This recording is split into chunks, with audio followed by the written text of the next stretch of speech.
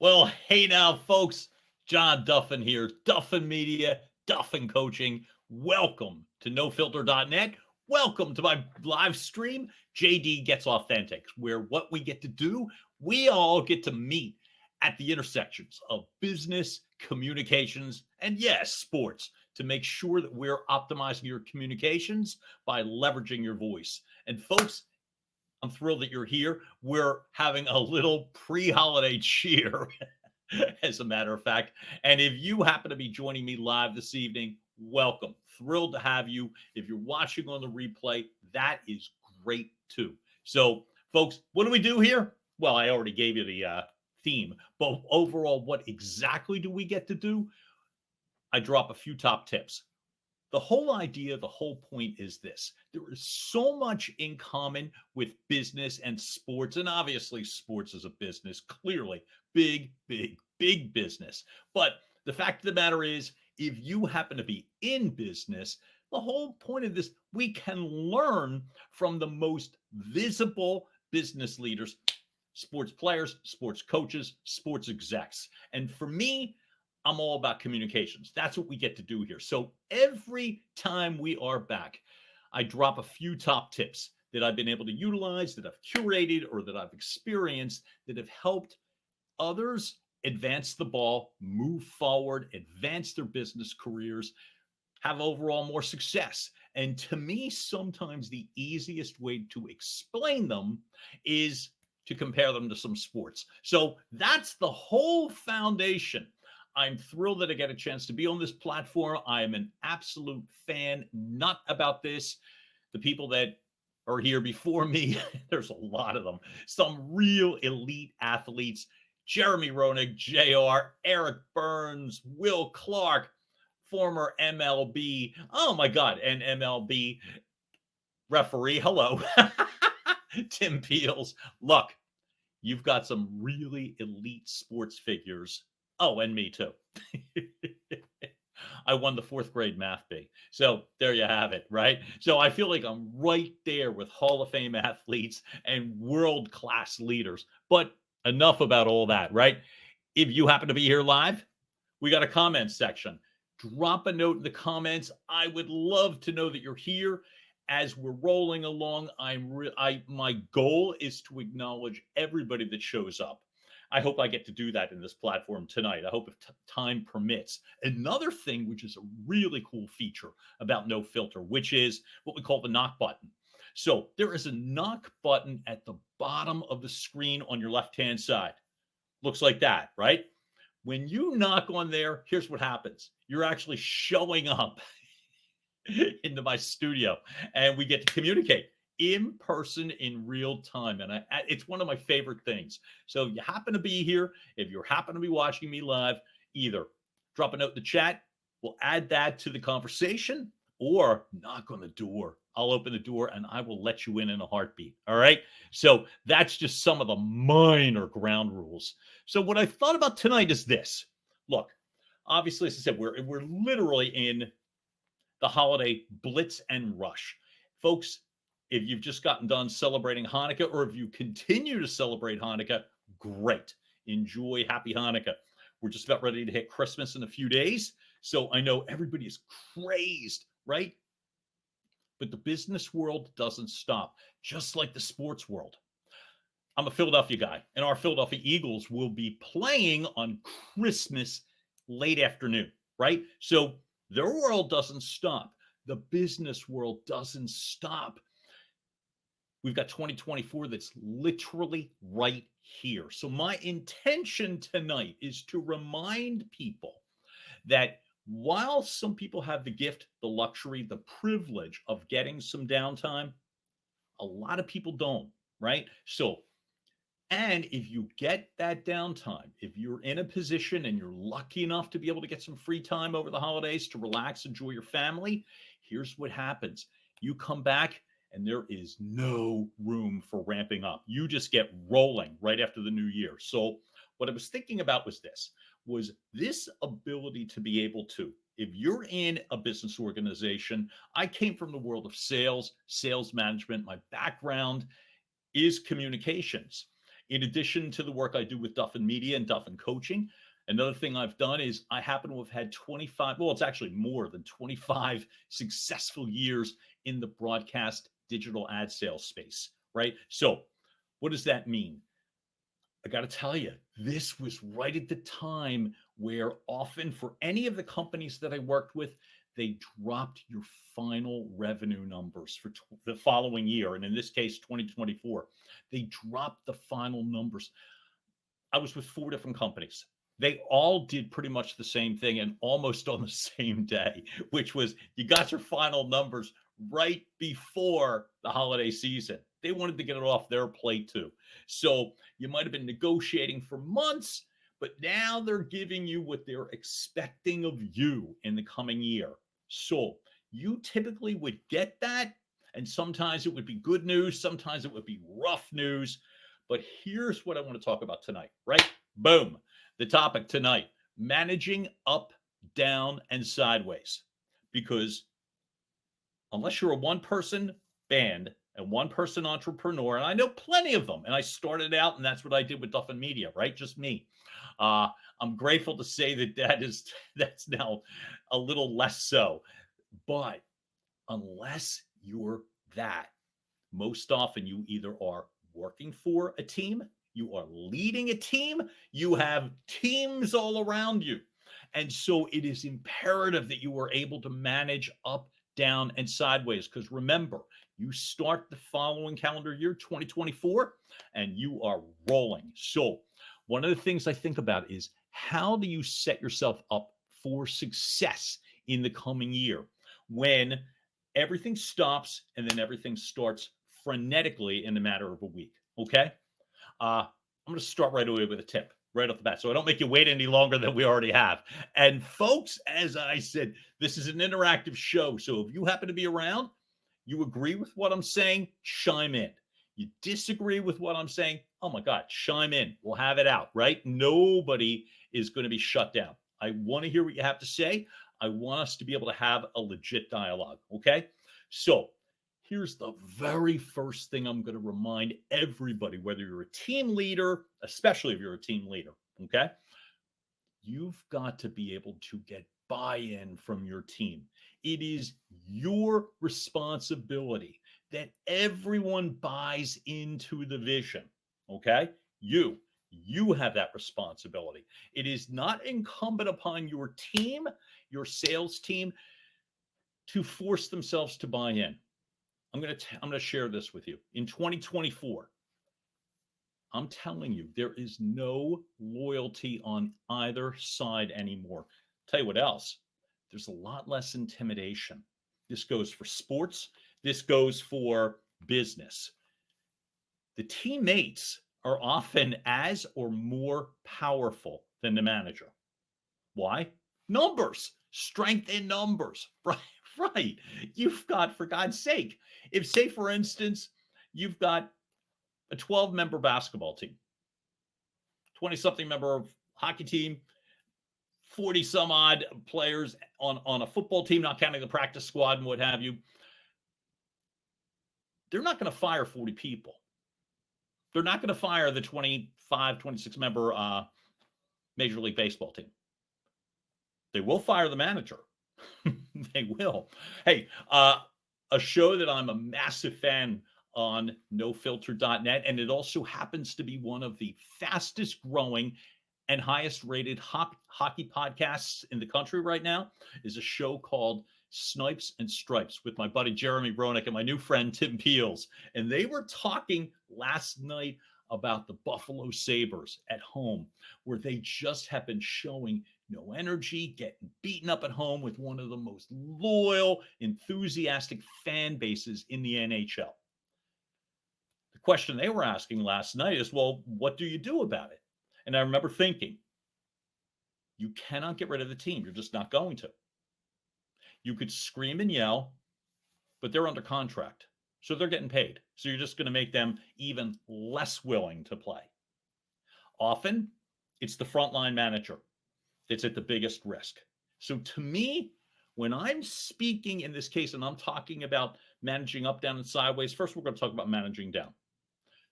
if you happen to have people underneath you, people that you're reliant on to get the job done, here's what I suggest.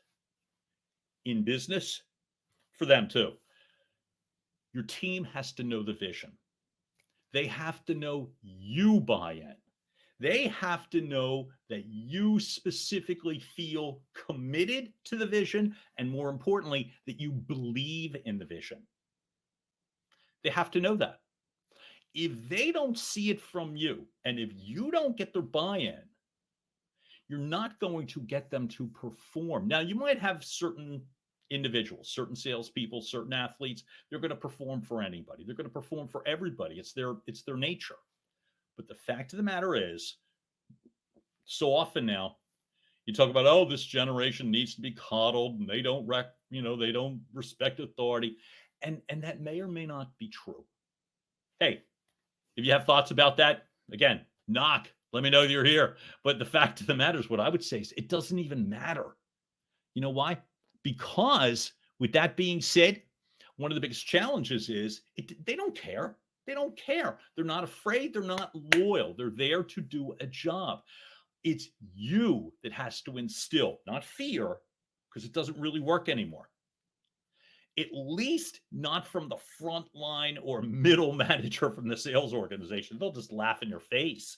So what do? You paint a very clear picture at the beginning. So for instance, from the business side, when I manage the front line, January the 2nd, say we come back to the office, I'm going to have a conversation. And if it happened to be, if I happen to be in the office the week before, I have it then. But I have it with everybody first. First, I'm 100% committed. I see the outcomes. And then I have a team meeting that goes something like this. You are painting the full picture. Outcomes, the results of the outcomes, make it anthemic, make it emotional, make it real. Because again, if they smell and it smells fake or phony, they ain't buying in. You have to get their buy-in. The easiest way to get somebody's buy-in, believable, authentic and believable.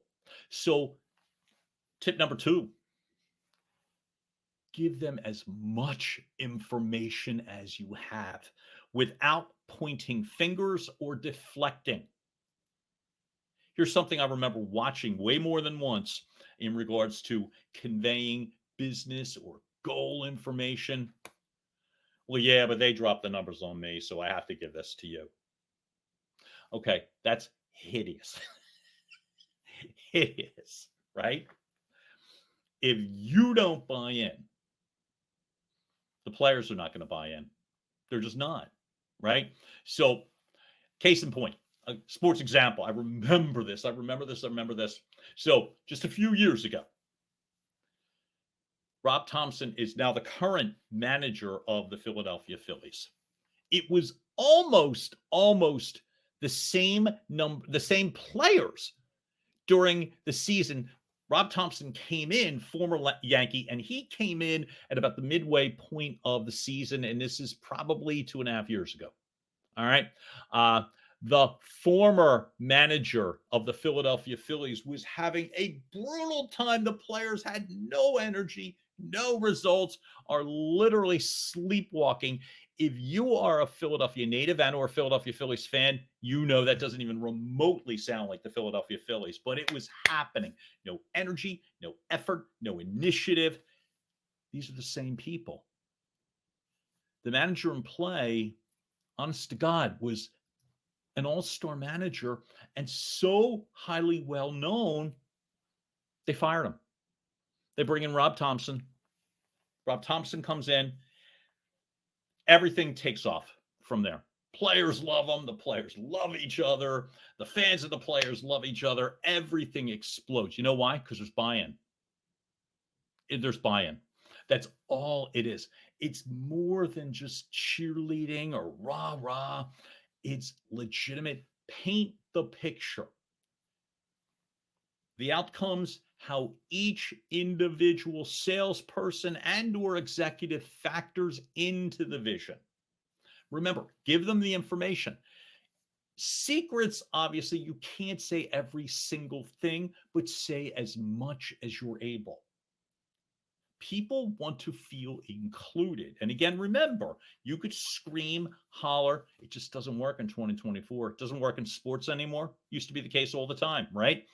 The manager coming in or the coach coming in and throwing things in the locker room and throwing a bunch of profanity and all that stuff.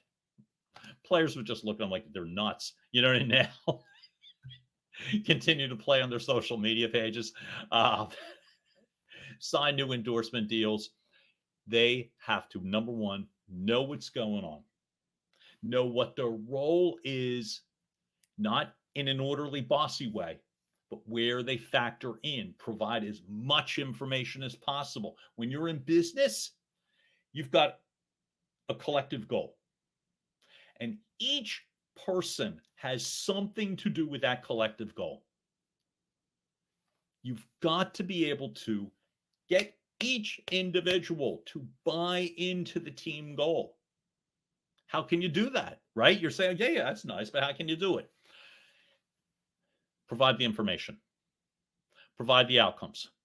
Speak directly to them. I know we've talked about this in the past, but I'm glad to repeat when I talk about talk to somebody, not at them. When you're speaking to somebody and you're fully engaged with someone, you're not worried if they're going to ask you a question that you don't know the answer to, but you are committed to focusing on them. Your eye contact, the way that you're speaking, whether it's compassionate, energetic, they need to feel that. They need to feel the energy, right? So the best thing that you can do, and again, if you know the Philadelphia Phillies, if you happen to be in Philadelphia and you followed it, think of the energy that was absolutely electric this year at Citizens Bank Park. That's buy-in. That's legit buy-in. Now, winning does a lot, but guess what? I'm a big believer in business, sports, obviously. The buy-in leads to the engagement, which leads to the results. Tommy Kenyon, baby. Yo, great to see you, bud. Sports, this guy from the Valley Sports Network, Tommy Kenyon, who does a lot of great things. Tommy Kenyon, if you can hear me, what is the platform that you told me about where you were for me to share my screen? I loved it. Drop it in the comments if you don't mind. I don't have it with me. I'm not sharing my screen tonight, but I remember that was really, really cool that you shared with me. So feel free. And brother, if you're here, what we're talking about right now is the following. StreamYard. I love StreamYard. I love StreamYard. But here's what we're talking about as well. How business connects with sports, which is in regards to managing up, down, and sideways. If you're managing a team, everybody on the team needs to know the full mission. Everybody individually needs to know their distinct role in the mission and why it matters, why they matter. You're providing as much information as possible. You're not talking at them, you're talking to them. Because, and here's tip number 3, when you have to hold somebody accountable, it's so much easier to do so. If everyone is clear on the mission, their role in the mission, why it matters, why they matter. I'll give you an example. So in Philadelphia, oh my God, I just talk about Philadelphia sports all the time. This is a global show, and I just want to keep harping on Philadelphia. So anyway, it's the teams I know the best. But let me give an example. So my buddy Jeremy Roenick and my high performance coach Dave Scatchard, both former NHL players, and Tim Beals, the ref and my new friend, have gotten me much more engaged with hockey than it was for years. I won't lie. Hockey was not my number one sport for a while, and they almost had to talk down to me, not as an insult, but more that I didn't quite know it. So in Philadelphia, yeah, he said Philly again. Philadelphia Flyers are on a tear so far this year. No one saw this coming. right? No one saw it coming. Here's, to me, when I talked about the Buffalo Sabres earlier and the apathy of the way that they're playing in front of their home fans, maybe over the last, oh my gosh, decade, perhaps. The Flyers have had some good teams. Been a little bit shaky, but they've had some really good teams. But the Wells Fargo Center was never known as an electric facility for the Flyers. It was thought of when that first, like, the building is beautiful, right? State of the art. They just redid it again. But the fact of the matter was, it has been looked at as cold and corporate. So there was no electric energy. Why do I bring that up? Because there was a coldness to the place. Then the team goes south, and then the fans don't show up, and now it's ice cold. The head coach probably could do very little. And now we're going to talk about the managing up. When your bosses are able to convey direct, specific missions, directives, where everyone is brought into the same page, but it's done with respect, then great things happen. Flyers happen to be on a tear this year. Like I said, the general manager of the Flyers talked about the fact, you know what happened? This team has balls. They do. Not exactly, like I said, the most corporate thing to say. You probably wouldn't bring that up to your sales team. Maybe you would. But here's what I'm saying.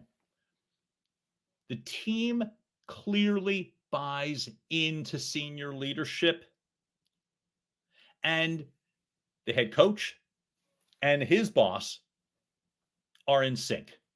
How do you know? Because the players are playing above their capabilities, not below and not at. They're playing way above. They happen to have right now what some are saying are two of the best goaltenders in the NHL right now.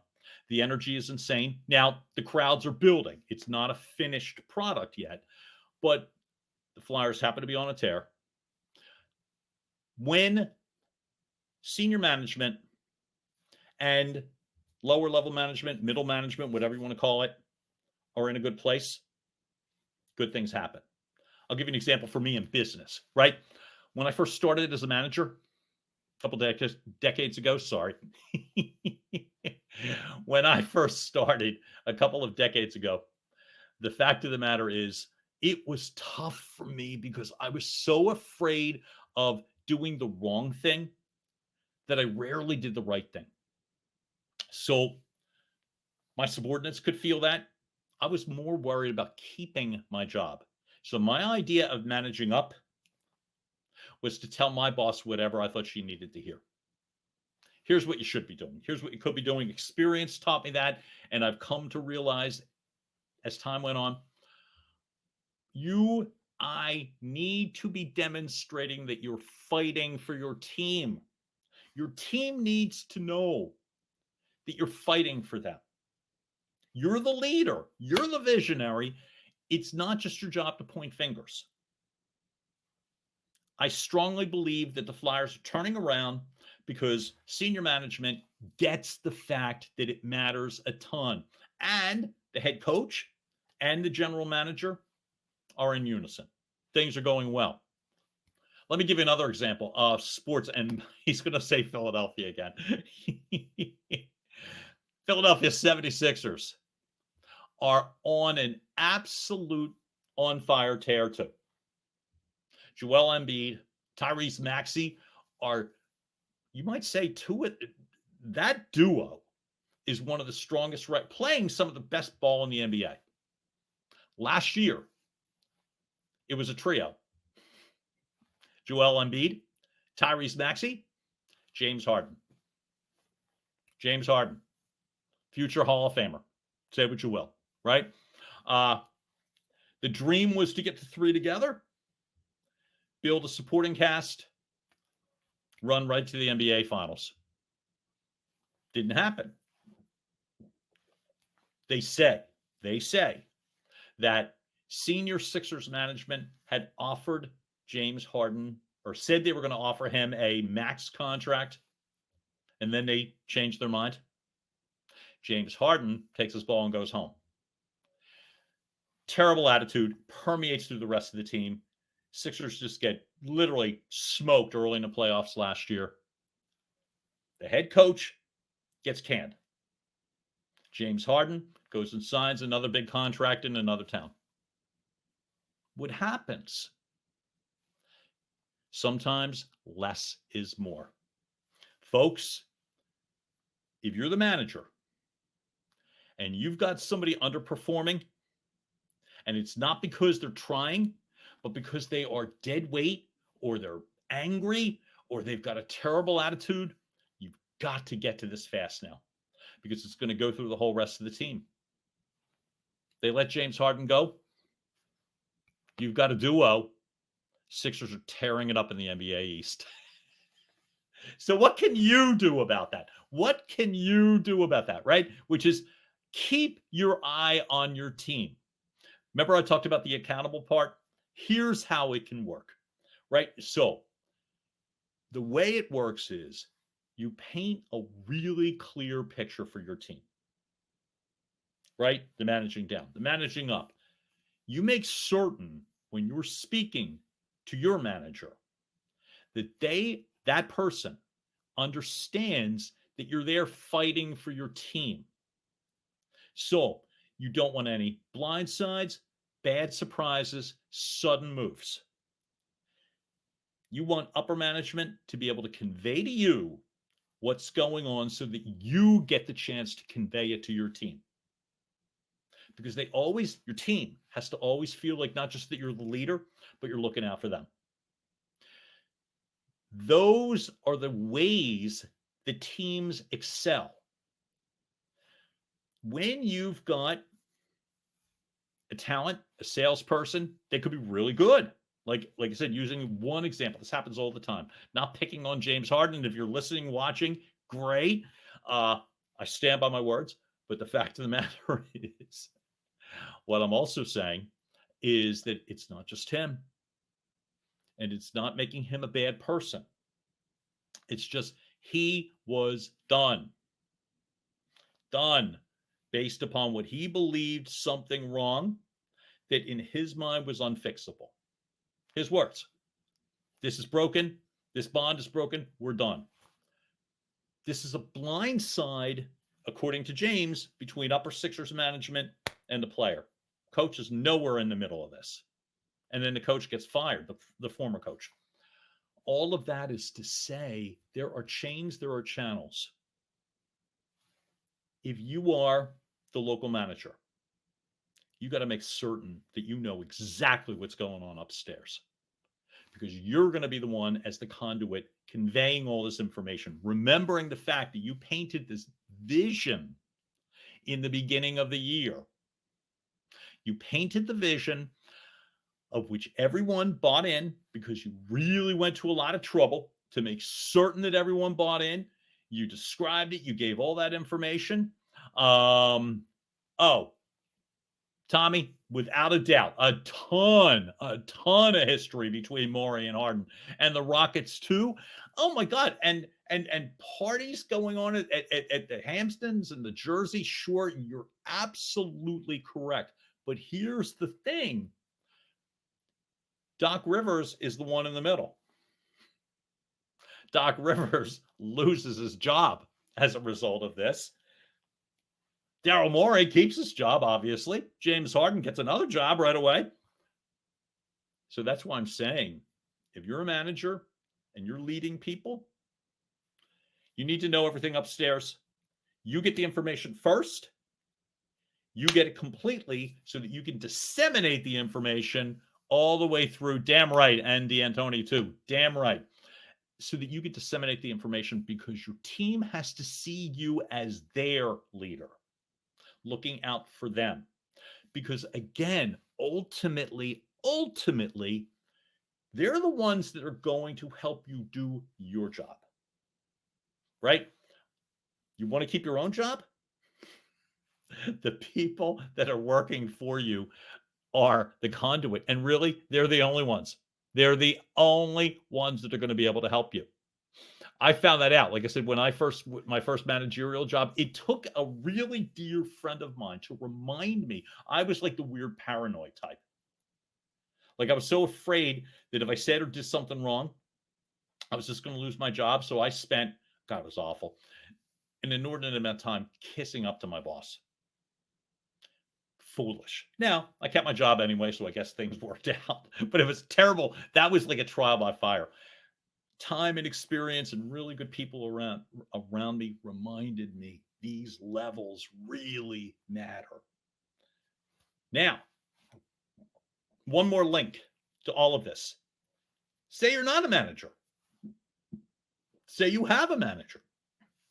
Say you aspire to be a manager, but you're part of the team.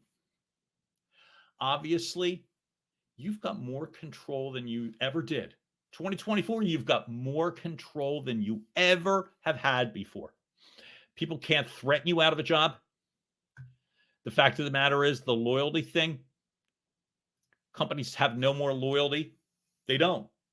But you don't have to have loyalty either. So the fact is you're a free agent all the time. You perform well, you go find yourself another job and not even think twice. Right? So if you're the worker sounds so menial. Menial, that's the word I wanted. But you're not leading people. Here's the leverage that you have. Here's the things that you could ask for. Information, the vision, the full picture, your role. If somebody is not giving you that information, ask for it. Even better, demand it.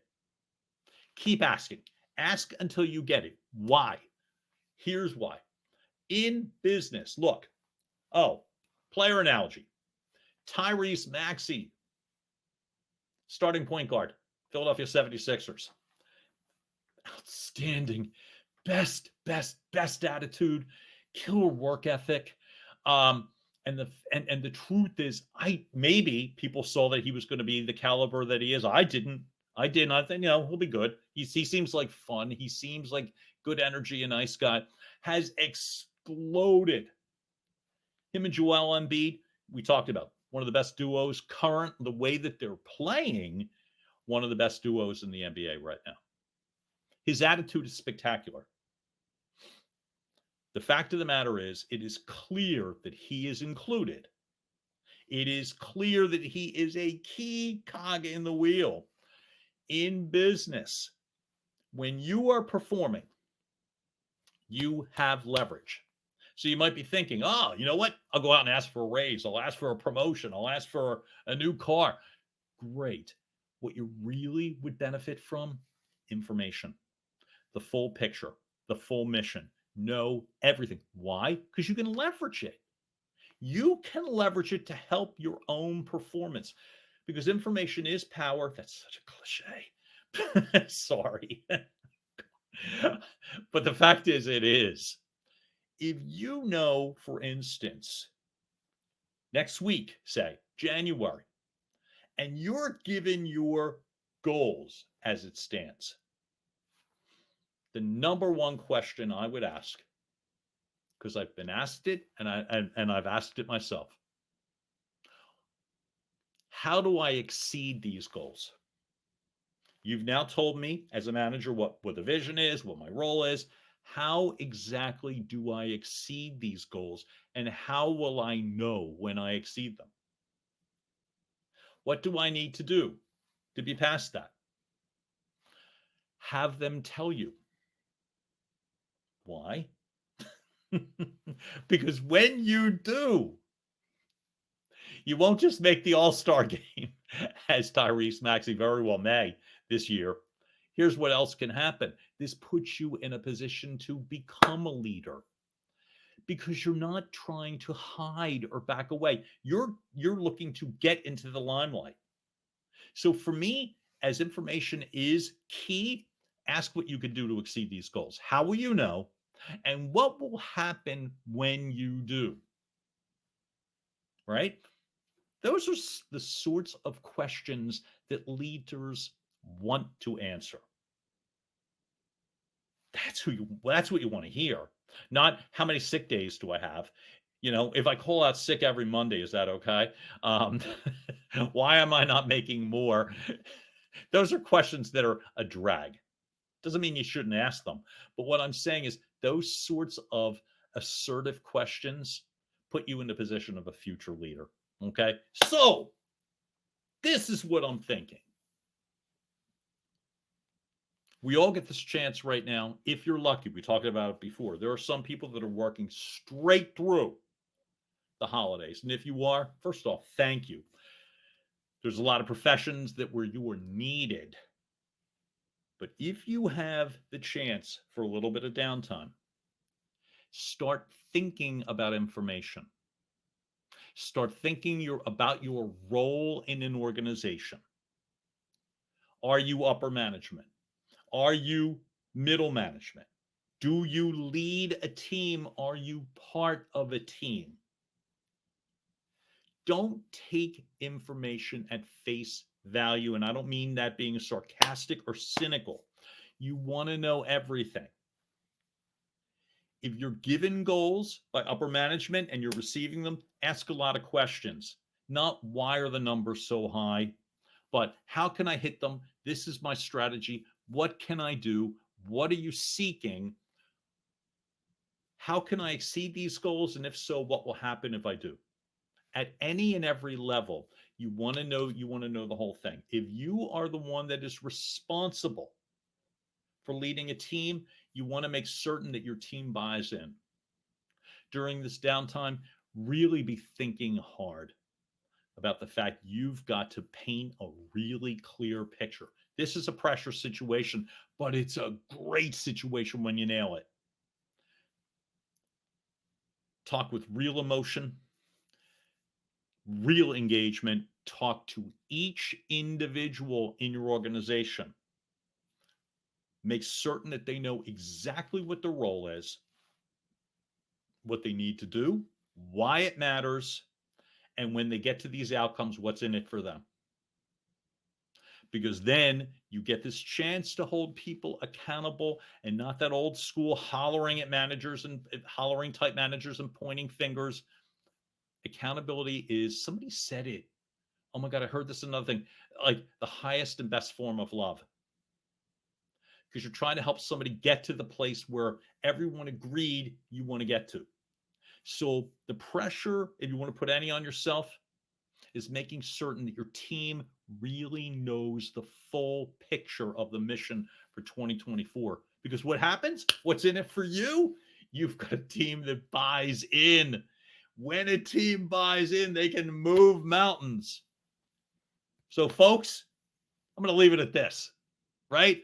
Speaking of teams and moving mountains, I love this No Filter team. I love the fact that this platform is available, and that's for you too. This is not just exclusively to me. I didn't win a contest. You could be on this platform as well, and I strongly suggest you think about it. I love the fact that you showed up for me tonight.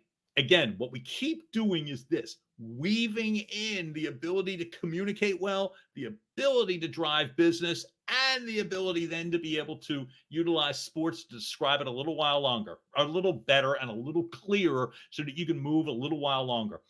I'm reading from Tommy Kenyon from Valley Sports. I've been on a team that brought it, and we did move mountains. I'll bet you did, brother. I'll bet you did. I'm really grateful that you showed up for me today. Watch it now. Come back and watch the replay. Any questions, feedback, comments, you know where to find me. And the fact of the matter is, I'm wildly grateful for all of you. I hope you have a great Christmas, the best holiday. Be good to yourself. Be good to your family. Say something nice to somebody. This is not everybody's favorite time of the year. All right. You wish it was, but everybody might be going through something you're unaware. Just be good to people. All right. John Duffin here, Duffin Media, Duffin Coaching. I'm thrilled that you made the time. Be good to yourselves. Take care of your friends, and we will talk soon. Have a great night, all. Bye.